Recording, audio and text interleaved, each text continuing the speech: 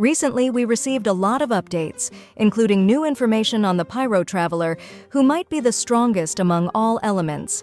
We also got early speculations for the 5.2 banners, which honestly look either very bad or very good, depending on how you see it.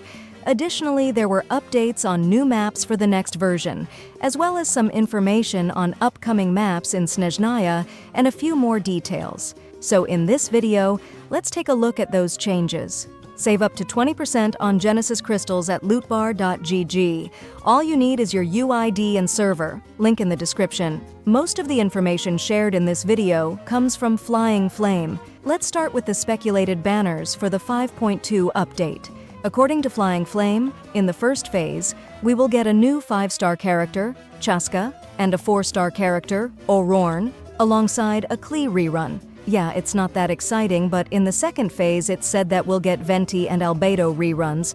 As you can see, these are some older characters and they aren't that strong in the current meta. What's more concerning is that there are no reruns for more recent characters like Arlecchino or Wriothesley. About a month ago, there was information from Fowl that version 5.2 will feature a main event in Dragonspine with a Wanderer rerun. The next day, we got new info suggesting that the Wanderer will only appear at the end of the main event, while the event will primarily focus on Rheindotter. In case you don't know, Rheindotter created Durin and Albedo. Considering the connection between the Wanderer and Durin with Rheindotter, some speculated that we might see Chasca, Wanderer, Venti, and a Fontaine character rerun in 5.2. But if we look closer, the previously speculated banner lineup seems strange. If Chasca, Wanderer, and Venti are all in the same banner, 5.2 would consist of 3 Anemo characters, 2 of which play similar roles. I'm talking about Wanderer and Chasca. It's been said that Chasca will surpass Wanderer in terms of flight. So what's the point of having both in the same banner? It's the same thing as rerunning Kazuha in the same version as Zilonen. Looking back at the banners shared by Flying Flame, having Albedo and Klee does make sense. Considering that characters who appear in main events usually get a rerun, it's likely that Albedo and Klee will accompany us in the main Dragonspine event. As for Venti, it has already been speculated that he will return in 5.2, and since this patch is almost guaranteed to feature an Archon rerun, Venti seems to be the only candidate. Again, this is all speculation from Flying Flame, so take it with a grain of salt. If these banners turn out to be true, most players will likely skip this patch unless the developers make Chasca so great that the focus will shift entirely to her. These banners wouldn't be so bad if they replaced Albedo or Klee with Arlecchino or Wriothesley, but even if that doesn't happen, the banners are still pretty good. Why? Because you won't feel the need to pull and can save for Mavuika in the next update.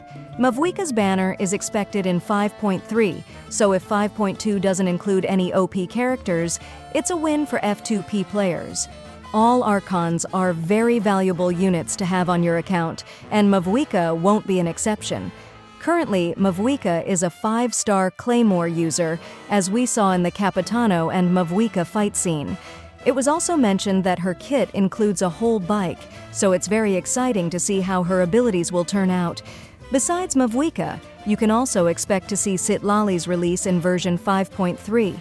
Currently, she is a 5-star cryo character with an elemental shield, while her burst provides off-field cryo application.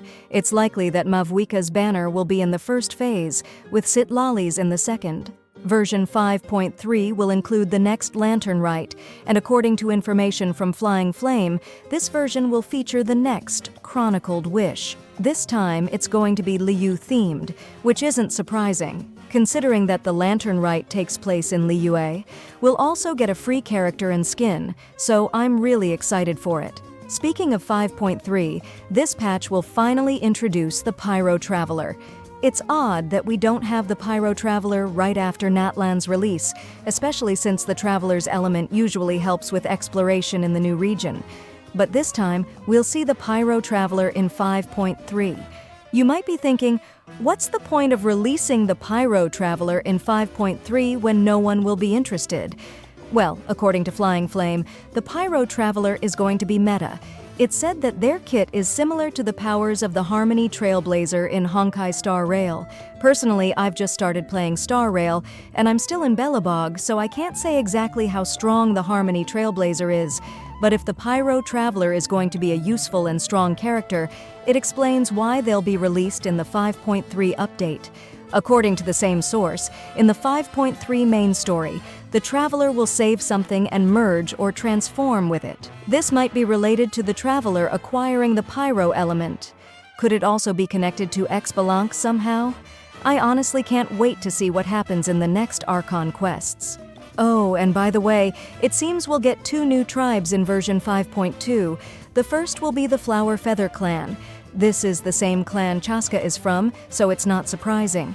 The second is the Masters of the Nightwind clan. All Natlan tribes are related to a specific element. Flower Feather is Anemo, while Masters of the Nightwind is Cryo. What's interesting is that there are 6 clans, but we have 7 elements in the game. This means either Electro or Pyro is absent from Natlan's tribes. Considering that we haven't seen any Pyro tribe characters yet, it's likely there isn't one in Natlan, which is strange. A Pyro nation without a Pyro tribe? Anyway, we'll find out more about the last tribe in version 5.3 when we get the Collective of Plenty tribe.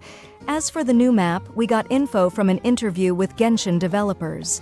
In that interview, the person stated that Natlan won't feature Dorman Port. I initially thought Dorman Port would be a significant Mondstadt map expansion since it connects 2 regions, Snezhnaya and Mondstadt. But it seems the developers will focus more on Natlan in the 5.x versions. In the same interview, it was mentioned that Natlan won't be as big as many of us imagined.